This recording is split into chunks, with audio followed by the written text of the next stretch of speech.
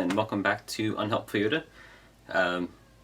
Today we're going to do Xbox collecting video number 3, I think. I don't remember. I think it's 3. Got a lot of games this time. So many that I couldn't actually play them all. So we kind of cut the video sort of in half. So let's get into that.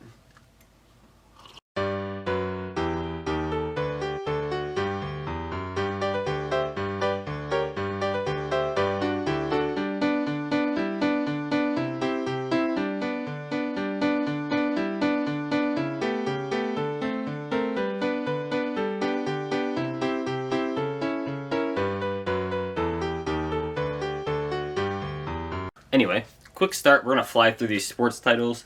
They're all pretty much the same answer of, I don't care, I don't like sports titles, I'm not going to play them, they're going to sit in the back of the collection just so that I can say I have a complete Xbox collection. So we got Madden 2003, Madden 2005, FIFA 2004, FIFA 2005, FIFA 2006, FIFA 2007, MLB 2K5, MLB 2K6, ESPN NHL 2K5, NBA Live 2003, NFL Fever 2003,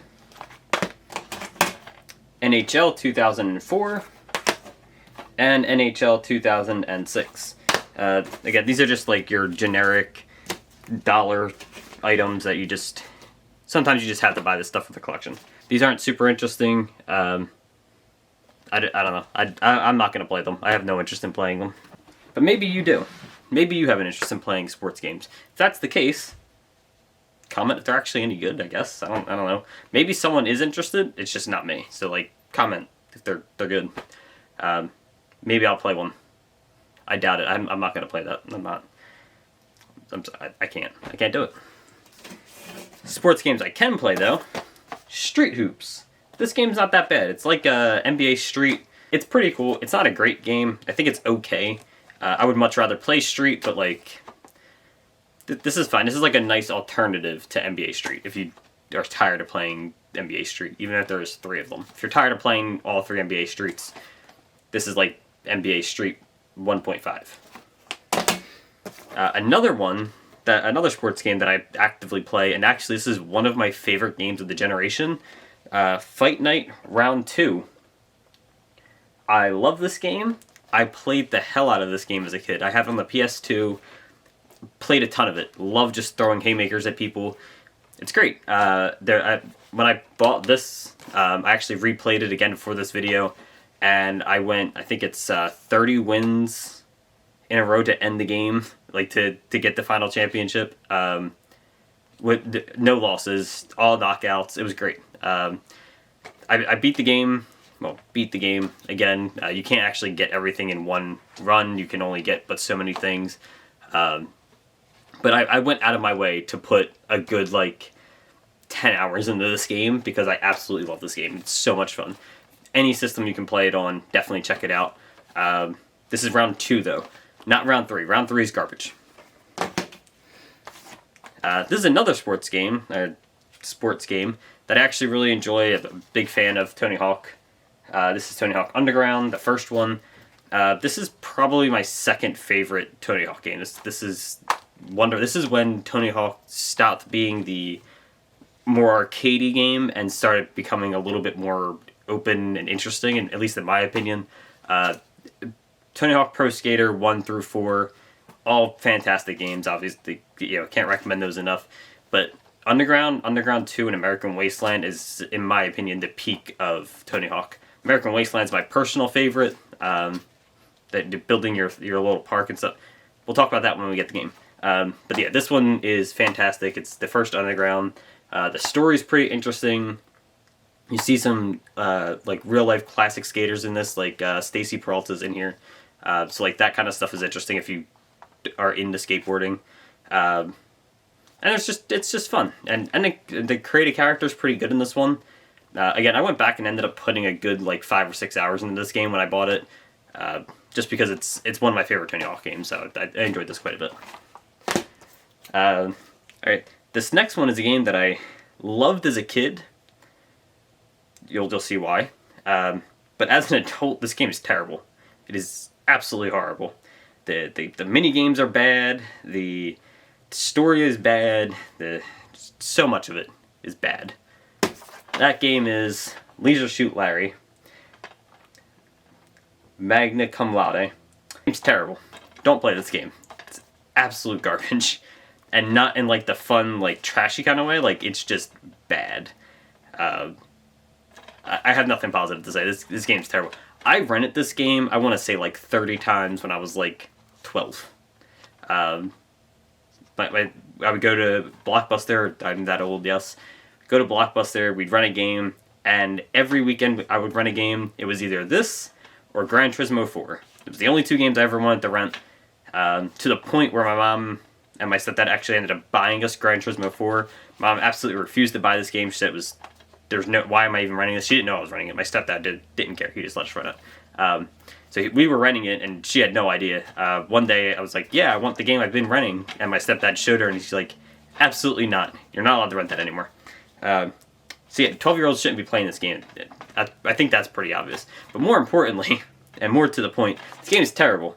The mini games are bad. You play the same like 4 mini games over and over. The talking mini game where you're a little sperm cell trying to move up and down like think musical notes, but you're a sperm cell and you're just like kind of going through shit, trying not to hit too many things and hit the right ones. There's the quarters game where you have to shoot quarters into a shot glass. That game can be a little annoying. There's the jumping game. If I remember correctly, you just like hit the buttons in the order properly. That game's not fun.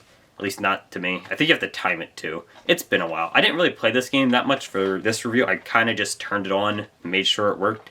I don't want to go back to it. It's not a good game. So we have Mortal Kombat Deadly Alliance. This game is great. I love it. I love this game. I feel like no one talks about this or Deception like ever when mentioning Mortal Kombat. But I really like this one. There's a decent amount of characters, especially since every character has 3 different like play styles. There are 2 kind of just regular fighting styles, and then a third that incorporates a weapon. I think that's really cool. Sub-Zero's Ice Sword is really, really cool, so I like that. Let me be honest, I don't actually know if his Ice Sword's in here, but I do know he has an Ice Sword, and the Ice Sword's really fucking cool. I used to have a toy with it. Sidetracking. Getting sidetracked. Anyway, next we have Backyard Wrestling 1 and 2. These aren't really wrestling games. Like, you can do wrestling moves, but they play more like fighting games. Like, you have just a health bar, and you just beat the shit out of your opponent until you win. Like, they play more like fighting games, but with wrestling moves, I guess. And maybe that's the point of the game. I don't know. I don't think they're very good. I'm gonna be honest. 2 is definitely better. Like, 2 is a decent game. It's almost good. The first one's kind of garbage. This game's janky as hell. I don't like this one. But the soundtracks for these games are fantastic. Like Andrew WK, Sum 41, ICP, Rancid, Bowling for Soup, KRS-One, Hobastank's in here. I didn't know Hobastank was in here. Mudvayne, Saliva. There's just a lot of really cool bands in here. A lot of great music.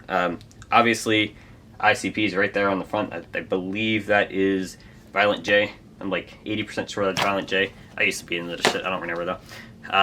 But with Violent J being here, Twisted's in here, Dark Lotus is in here, so you get the whole Psychopathic Records group, so to speak, in here, label mates in here, so to speak.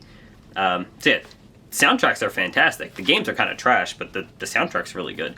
And a really good soundtrack in a mediocre fighting game, it's like a $5 game. It's worth a weekend. Like I could see playing it for an afternoon. In fact, I did play it for an afternoon. I played for a couple hours. Better fighting game that has also a great soundtrack, but is, actually decent. Def Jam Fight for New York. This is a pretty good game.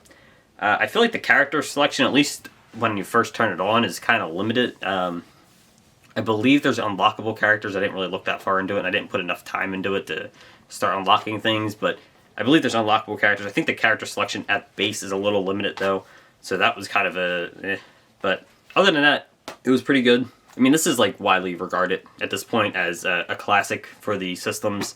The price on this has gone through the roof. You can see, spent $85 on this game. I don't think it's worth that much, to be honest. I think the only reason to spend... I would recommend buying it right now, because it's only going to get more expensive. This game is never going to get re-released.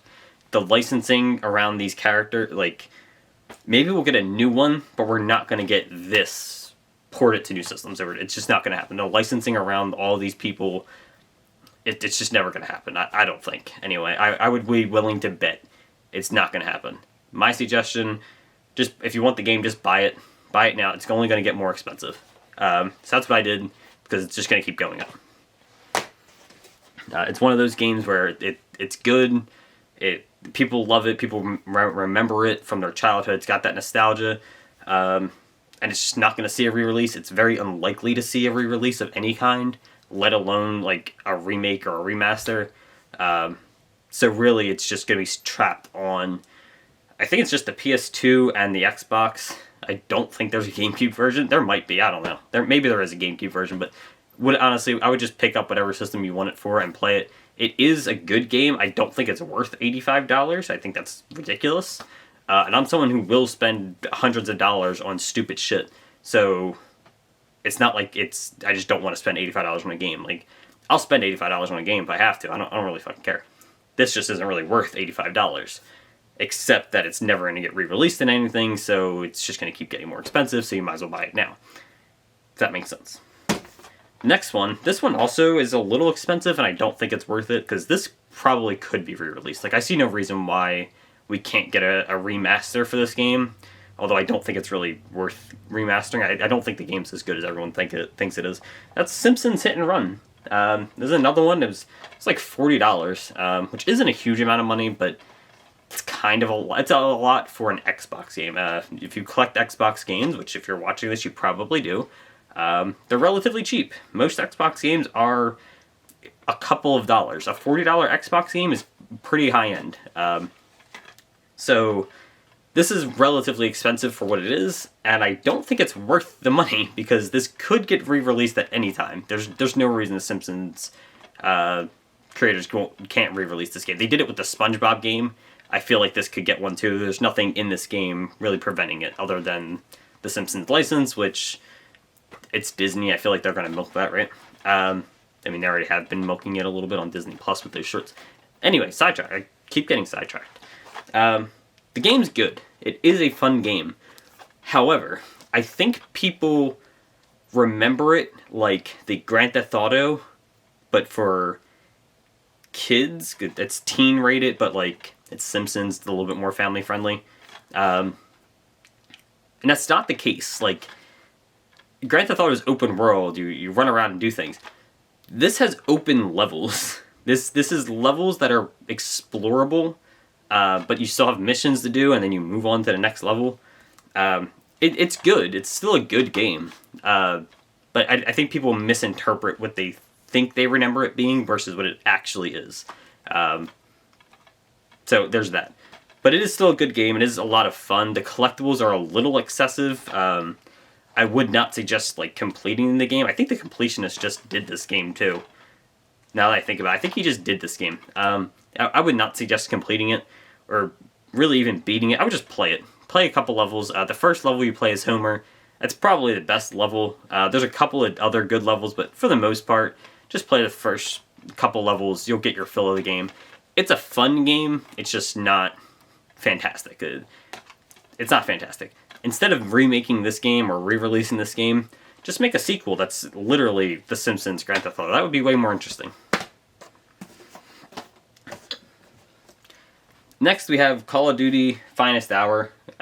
It's just Call of Duty, first-person shooter, generic Call of Duty. It is okay. The story's a little bit better, but it's still just World War II Call of Duty. It's nothing special, but not bad. If you want to play a Call of Duty game like this is fine.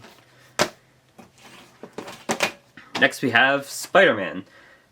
This is not the one you're thinking of. This is the first Spider-Man movie game. This is not the great one. This one is okay. That's really all I got. It's okay. Hey, you can fight Kraven the Hunter. Kraven's in this game. I didn't know Kraven was in this game. I didn't get that far. I played for like maybe an hour or two. If you didn't know, I don't beat these games when I do this video. I just play them enough to get a general idea. This game's okay. Give it a shot. It's not the classic that Spider-Man 2 is. Got one game left.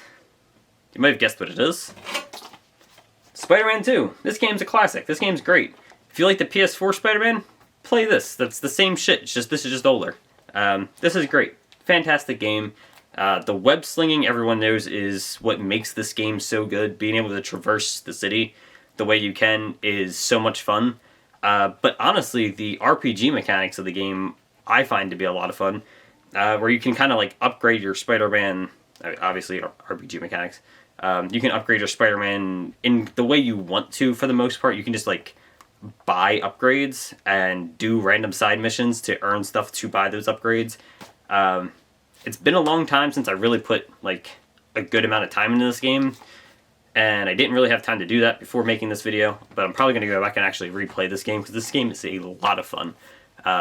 This game actually holds up. I know you'll hear a lot of like, this old game was great, and then you play it and it's like, no, that game was kind of poopy. Modern games do the same shit but better. No. This game, until PS4 Spider-Man came out, was the best Spider-Man game by a mile. This game is fantastic. I highly recommend it. I remember the Mysterio boss fight in this game. That was really good. That's the only boss fight I can really remember vividly right now. But you kind of go around Mysterio, he's like blowing up a theater. Game's great. Highly recommend it. Definitely give this one a shot if you haven't. And it's on, I think, everything. Like it's on every platform that was available at the time, I believe. At the very least, I know it's on the PS2 and obviously the Xbox. I do have it on the PS2. That's where I played it. And this Xbox version. That's all the games for this video. No, it didn't seem like a huge amount when I said we've got a lot of games for this right now. But this is kind of a lot of games. And there's still about another same amount, but of games that I actually have to play more of to do this for. So there's still quite a bit to come. Thanks for watching. We'll see you in the next one. I'll probably release a little bit sooner since we already have the games and I can just kind of play them and edit it together. Thanks for watching. See you in the next one.